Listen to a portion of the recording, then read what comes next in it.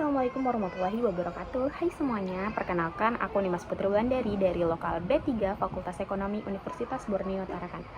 Nah, di sini aku akan membuat video membahas materi dalam mata kuliah wajib umum Bahasa Indonesia dengan dosen pengampu Ibu Siti Fatona, SPD MPD pada bab 5 dengan judul Mengaktualisasikan diri melalui artikel ilmiah. Sebelumnya, apa sih artikel ilmiah itu? Nah, artikel ilmiah itu merupakan salah satu jenis teks akademik, di mana artikel ilmiah ini adalah tulisan yang berisi kumpulan gagasan, ide, dan hasil pemikiran berdasarkan hasil penelitian, pengamatan, kajian, dan evaluasi. Nah, artikel ilmiah ini ada 3 jenis. Ada artikel penelitian, ada artikel non-penelitian atau artikel konseptual, dan juga ada artikel ilmiah populer. Di sini aku akan membahas 3 jenis artikel ilmiah tersebut. Nah, menurut Wiratno tahun 2014, sesuai dengan namanya, artikel penelitian didasarkan pada penelitian. Pada dasarnya, artikel penelitian adalah laporan penelitian yang disajikan dalam bentuk artikel. Artikel non-penelitian tidak didasarkan pada penelitian dan biasanya merupakan ulasan konsep. Karena itu, artikel non-penelitian juga disebut artikel konseptual. Lalu, adapun artikel ilmiah populer relatif sama dengan artikel konseptual, yaitu artikel ilmiah yang lebih bergaya informal, yang antara lain ditandai oleh penggunaan bahasa sehari-hari.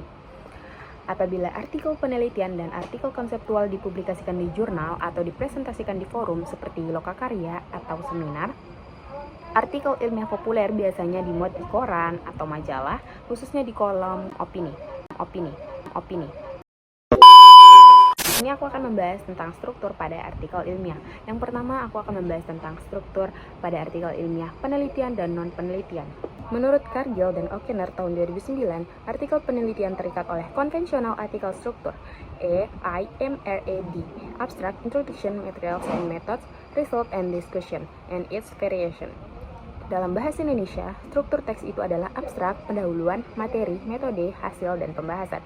Konvensi ini juga dikenal dengan IMRD, Introduction, Method, Result, and Discussion, atau pendahuluan, metode, hasil, dan pembahasan. Di pihak lain, menurut Lin dan Evans tahun 2012, konvensi di atas bukan satu-satunya konvensi yang wajib diikuti.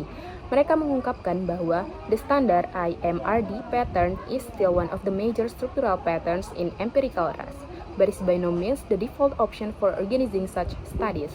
Instead, the most frequently used patterns in the corpus are ILM, RDC, and IMRDC. Pada temuan Lin dan Evans, abstrak tidak disertakan ke dalam struktur artikel ilmiah, tetapi bab L atau literature review dan C atau consultation dimasukkan, sehingga formulasi itu tampak lebih lengkap. Sebaliknya, formulasi Cargill dan O'Connor kurang lengkap, meskipun abstrak dimasukkan ke dalamnya. Dengan menggabungkan kedua formulasi di atas, struktur teks artikel penelitian dapat disusun kembali menjadi abstrak, pendahuluan, tinjauan pustaka, metodologi penelitian, hasil, pembahasan, dan simpulan. Sementara itu, pada artikel konseptual tidak terdapat bab metodologi penelitian. Sebagai gantinya, penulis artikel konseptual dapat mengungkapkan alur pemikiran dan langkah-langkah penyelesaian masalah yang dibahas berdasarkan penelitian. Tentu saja, artikel tersebut tidak mengandung metodologi penelitian dan presentasi data atau presentasi hasil. Untuk itu, tahap metodologi dan hasil tidak diperlukan. Lalu bagaimana dengan struktur artikel ilmiah populer? Nah, seperti struktur teks pada artikel konseptual, struktur teks pada artikel ilmiah populer tidak kaku, bahkan sering disusun menurut kehendak penulisnya. Hal ini tidak berarti bahwa artikel ilmiah populer tidak mempunyai struktur teks sama sekali. Pada umumnya, artikel ilmiah populer dipublikasikan di koran atau majalah sebagai tulisan opini. Di sini aku akan membahas satu persatu struktur teks artikel ilmiah. Yang pertama ada abstrak. Abstrak merupakan ringkasan dari artikel ilmiah seluruhnya, baik yang berupa artikel penelitian maupun yang konseptual. Semua isi bab pada artikel dimasukkan ke dalam abstrak. Pada prinsipnya, abstrak pada kedua jenis artikel itu mengemban fungsi retoris yang sama, yaitu menyajikan ringkasan dari keseluruhan artikel. Meskipun terdapat perbedaan di antara keduanya dalam hal kandungan unsur-unsur yang disajikan. Yang kedua ada pendahuluan. Nah, pada bab pendahuluan berfungsi sebagai pembuka artikel ilmiah. Dari bab ini, pembaca mengetahui arah pembicaraan pada artikel tersebut.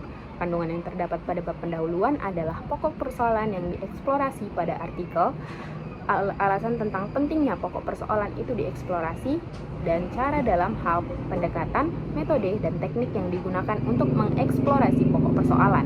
Lalu yang ketiga ada bab tinjauan pustaka. Nah, pada prinsipnya, bab tinjauan pustaka pada artikel penelitian berisi dua hal. Yang pertama, ulasan tentang teori yang digunakan untuk memecahkan pokok persoalan yang dibahas. Dan kedua, ulasan terhadap penelitian-penelitian sejenis yang telah dilakukan oleh orang lain atau penulis artikel itu sendiri. Kadang-kadang, bab tinjauan pustaka juga dilengkapi dengan kerangka pikir. Lalu struktur yang keempat ada metodologi penelitian. Pada bab metodologi penelitian, pada artikel penelitian memuat uraian tentang jenis, desain, dan tata cara pelaksanaan penelitian, termasuk langkah-langkah yang ditempuh. Pada bab ini dijelaskan secara rinci pendekatan, metode, teknik pengumpulan data, dan juga teknik analisis data. Instrumen dan bahan yang digunakan pada penelitian itu juga dijelaskan. Selanjutnya ada bab pembahasan. Seperti terlihat dari namanya, bab pembahasan berisi pembahasan dan atau penjelasan mengenai temuan-temuan penelitian dari berbagai sudut pandang teori yang telah disajikan pada bab tinjauan pustaka. Lalu pada poin terakhir ada judul, daftar pustaka, dan juga lampiran. Nah, judul artikel ilmiah menggambarkan isi keseluruhan artikel. Judul harus mudah dipahami dan hendaknya tidak terlalu panjang. Judul dapat dirangkai dari kata-kata kunci yang diambil dari artikel. Lalu daftar pustaka, yang dalam bahasa Inggris disebut referensi atau bibliografi, merupakan bagian yang sangat penting pada artikel ilmiah, baik artikel penelitian maupun artikel konseptual. Daftar pustaka adalah daftar yang memuat semua sumber yang berupa buku, artikel ilmiah, atau jurnal, atau terbitan lain yang digunakan sebagai acuan dalam menulis. Lalu yang terakhir adalah lampiran. Nah, agak berbeda dengan lampiran pada proposal penelitian atau proposal kegiatan dan laporan penelitian atau laporan kegiatan. Pada artikel ilmiah, lampiran biasanya berisi data-data yang dianalisis atau instrumen yang digunakan untuk mengumpulkan data. Nah, lalu untuk mempermudah memahami artikel ilmiah baik berupa penelitian, non-penelitian, dan juga ilmiah populer, di sini aku memberikan contoh. Contoh dari artikel ilmiah yang berupa penelitian itu ada skripsi, ada laporan penelitian, dan juga ada tesis. Lalu untuk contoh dari non-penelitian itu ada esai, makalah, dan juga review buku.